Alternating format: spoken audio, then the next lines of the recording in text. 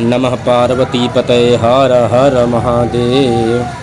आइए स्मृतियों में, स्मृति आदि ग्रंथों में लोकाचार्य की क्या महिमा है वह जाने।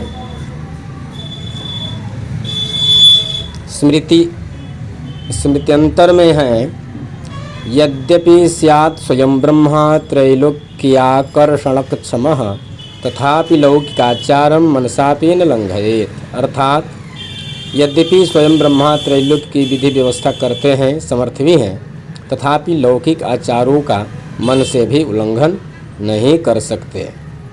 अर्थात लोकाचार का उल्लंघन नहीं करना चाहिए। दूसरे श्लोक में जो आचारार्क में बृहस्पति का वचन है वह कहते हैं, समयाचारिको धर्मो देश जाति कुलोद्भवः ग्रामाचाराः परिग्राह्याः सर्वत्रैव यथोदितम्। अर्थात काल के अनुसार, समय के अनुसार देश, जाति, कुल और ग्राम के उन सभी आचारों को उसी प्रकार ग्रहण करना चाहिए जैसी वहाँ की परंपरा रही है। अर्थात देश काल के अनुसार, ग्राम के अनुसार, कुल के अनुसार, जाति के अनुसार जो परंपरा रही है वही लोकाचार है। हमारा क्या जाति है, कौन कुल है, किस ग्राम के हैं, किस जाति से हैं, उनका उनकी लोक रीति क्या है, लोक परंपरा क्या है, उनकी कुल परंपरा क्या है, इसको ध्यान में रखते हुए आचरण करना चाहिए।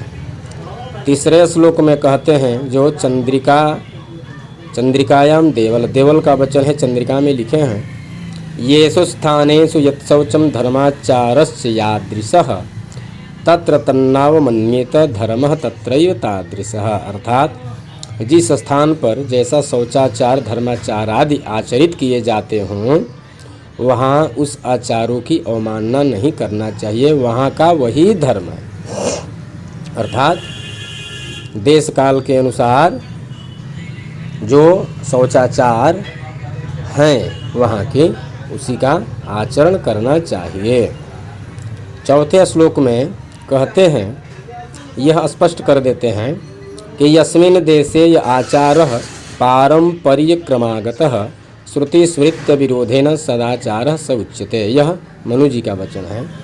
तो इसमें यह स्पष्टीकरण करके कहते हैं कि श्रुति स्मृति का जहाँ विरोध न हो और उस स्थान का, उस देश का, उस कुल का, उस जाति का जो आचार है वह सदाचार कहा गया है। अन्यथा मनमाने किसी परंपरा की प्रवृत्ति हो गई है, मनमाने ढंग से एक लोक रीति बन गई है जिसमें किसी प्रकार के श्रुति का अनुमोदन नहीं हो, स्मृति का अनुमोदन नहीं हो, श्रुति स्मृति का विरोध जहाँ हो तो वह सदाचार नहीं कहा जा सकता।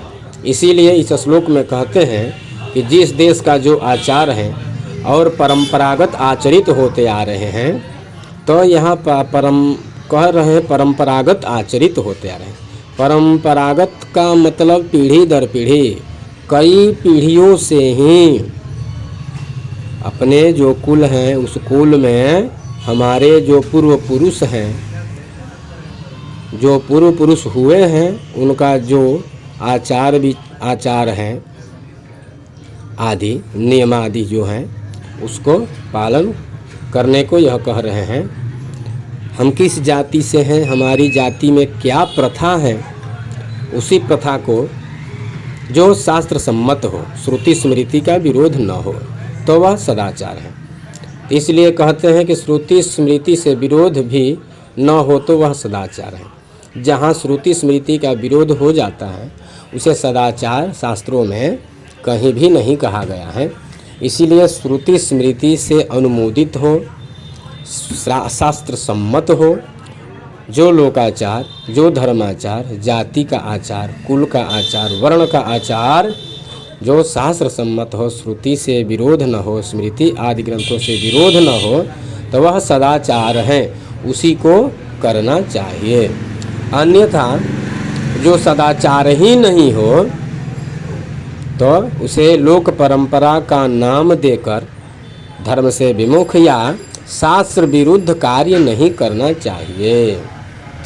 न चलति निज वर्ण धर्म तो यह सममतिरात्म सुहृद विपक्ष पक्षे न हरति न चहन्ति कंज दुच्चैः स्थितमनसं तमवेहि विष्णु भक्तम्। ओम नमो विष्णवे नमः। नमः पार्वतीपतये हर हर महादेव।